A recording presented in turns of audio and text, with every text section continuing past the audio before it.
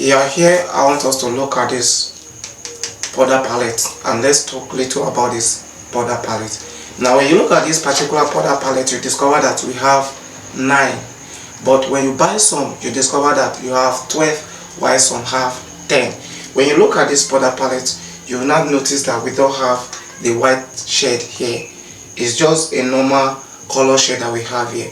Now powder palette determine how your makeup look. When you look at this powder palette, you discover that it's a small powder palette, but you can still do magic. When we said powder palette determine how your makeup look, does not really mean that you must go and buy an expensive powder palette beyond your budget.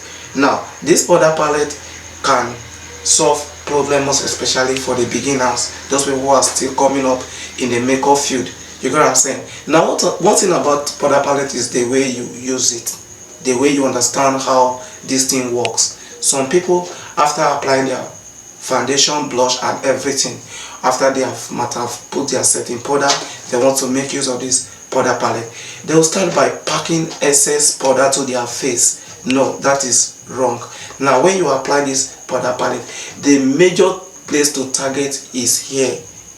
You get what I'm saying? Because here you still have a lot of things to apply, like setting powder, and it is the little that will remain from this side that you can apply where you also apply your setting powder.